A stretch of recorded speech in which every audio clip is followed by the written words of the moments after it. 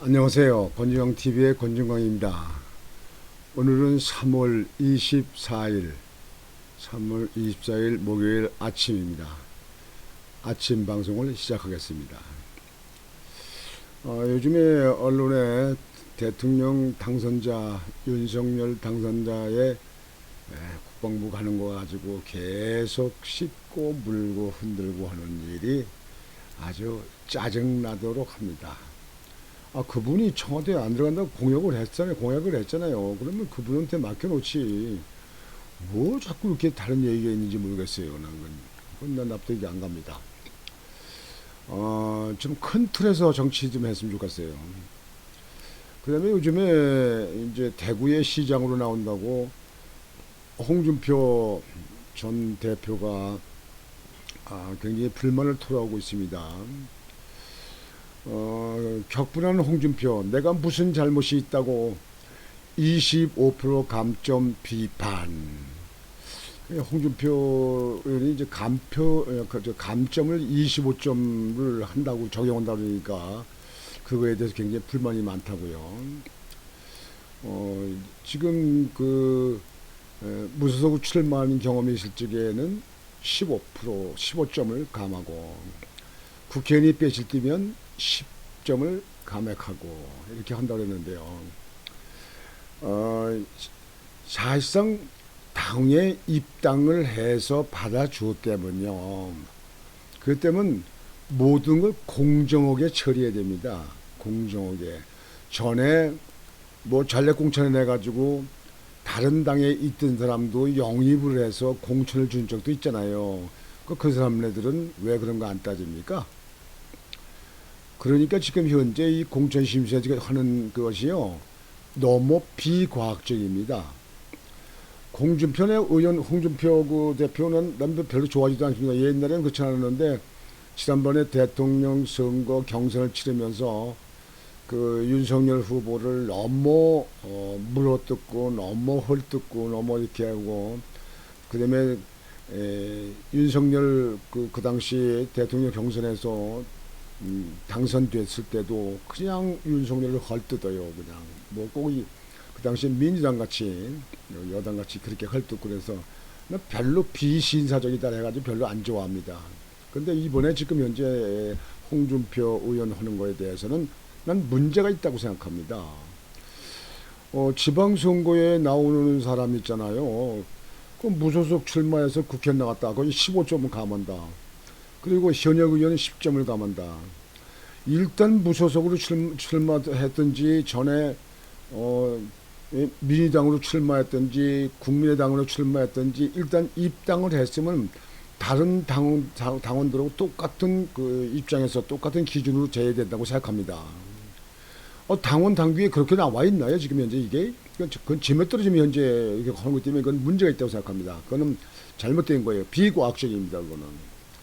그건 똑같이 하고 다만 현역 의원이 지금 쪽수가 110밖에 안 되는데 110명밖에 안 되는데 거대 여당을 싸워서 윤석열 대통령이 이제 취임하고 나서 대통령을 보호하려면 국회의원 한 명에도 더 중요하고 급합니다.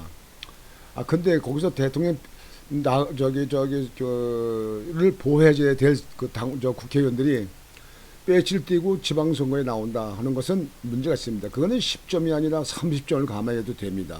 왜 그러냐면 이런 경우에는요. 대통령을 보좌하고 국회 상임위원회 다 나눠서 들어가려면 못 들어가는 데도 있잖아요. 그러니까 그게 의원들이 빼칠 띄는 건 옳지 않습니다. 자기보다 부족한 사람이 그 지방의 선거에 나온다 하더라도 국회의원이 빼칠 띄고 나오는 건 옳지 않습니다. 그거는 10점이 아니라 30점을 감해도 괜찮습니다. 그런 경우에는 아예 당원 당규에 좀 만들어 넣어도 돼요. 그거는요. 그건 뭐 항상 마찬가지입니다. 국회의원 열심히 한다고 해서 당선돼가지고 유권자 찍어서 당선됐으면 국회 끝날 때까지 최선을 다해야지 말이죠. 지금 머릿수 적은데 거기서 또 빼실 띄고 지방으로 나온다. 그거는요. 옳은决策가 아닙니다. 그러나 다른 쪽에서 무소속 출마하는 경력이 있다 해서 15%를 감액한다는 거는요. 그건 완전히 독재 국가, 공영상국가가 하는 거 가다가 하는 겁니다. 이게. 그러면 애당초 당원으로 입당을 받지 말든지 말이죠. 당원으로 왜 입당을 받아놓고는 그걸 따지냐 이게 공천을 때. 그런 따지면 안 됩니다. 그거는 비과학적입니다. 그건 완전히 주먹구식입니다. 그게. 그렇게 해서는 안 됩니다. 당원을 들어왔으면 다른 데하고는 똑같고요. 다만 그 기준을 따질 때는요. 우선 제일 중요한 게 능력과 경력입니다. 그래서 그 지방에서 그 상대편 후보를 이길 수 있는 사람을 골라야 됩니다. 그 중에서 나이가 적든지 많든지 뭐 경력이 많든지 적든지 하여튼 실력이 있든지 뭐 학벌이 좋든지 그 따지지 않고 무조건 그 지역의 주민들에게 여론을 싹 조사해 가지고 상대편 후보를 이기는 게 선거 아닙니까? 예. 여기서 뭐 내보내면 다 이기는 거니까. 예. 그거는 내가 볼 땐 판단을 잘못하는 기준이 잘못된 겁니다. 그래서 상대편 후보를 이길 수 있는 사람을 우선 공천에 서열에 넣어야 되는 겁니다. 당원 남기 이렇게 해가지고 그 지면 떨어지면 뭐 하는 거예요? 그건 소용없잖아요. 그러니까 상대편을 누가 해 됐든지 이길 수 있는 사람, 그걸 과학적으로 면밀히 조사해서 그 사람을 공천을 해야 된다고 생각합니다. 지금 현재 하는 식으로 뭐 무속 출마하는 경력이 있으면 15%를 감액하고 무슨 현역 의원은 10%를 감액하고 그런 거, 그건 누가 하는 거예요, 그거? 누가 하는 겁니다. 당대표가 하는 거예요? 누가 하는 거예요, 그게? 예? 공천심사에서 하는 거예요, 그게? 그게 과학적입니까? 그거는 비과학적입니다, 그게. 그건 완전히, 지금 현재 그 공천심사위에서 독선입니다, 그 독선. 당원으로 되어 있으면 공정하게 누구에게나 공평한 그런 그 기준을 갖다 주고, 그 다음에 제일 중요한 것은 상대편 후보로 나왔을 때 누구든지 나왔을 때 상대편을 이길 수 있는 그런 후보를 찾아야 됩니다. 그거는 전체 그 지역에 있는 여론조사를 해서 여론조사에서 어떻게 나오는지 봐서 그 사람을 하는 것이 옳다고 생각합니다.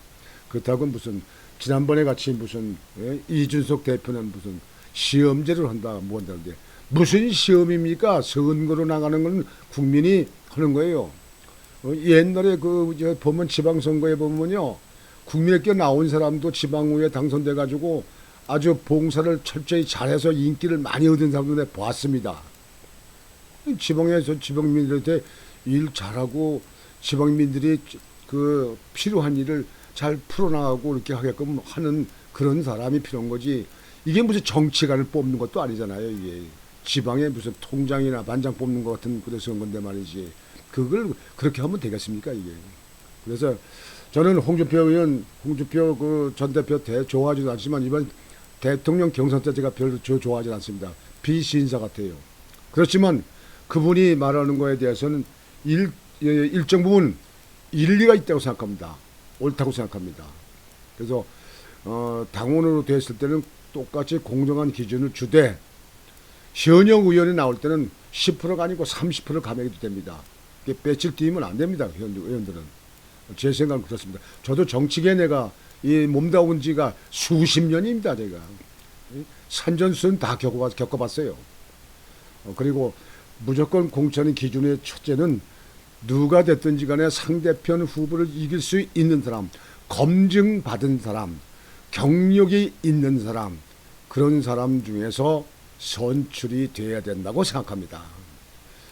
공천심사위원회에서는 이러한 문제를 면밀히 검토를 해서 누구에게나 크게 기준이 정해져서 불만이 없도록 그렇게 해서 지방선거가 원만히 치러지고 지방의 선거가 많은 분들이 이제 국민의힘 여당에서 발판이 될 수 있도록 그렇게 해서 그것이 윤석열 대통령이 대통령 지극하는데 크게 도움이 될 수 있도록 힘이 될 수 있도록 밑바닥이 돼야 된다고 생각을 합니다. 그래서 오늘은 공천 기준에 문제가 있다고 하는 문제를 여러분에게 보도해 드렸습니다. 오늘 그 공천심사위원회에 대해서 논평을 마치겠습니다.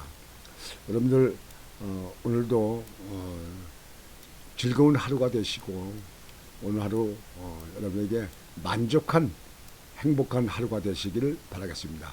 권주광 TV의 권주광이었습니다. 여러분 안녕히 계십시오.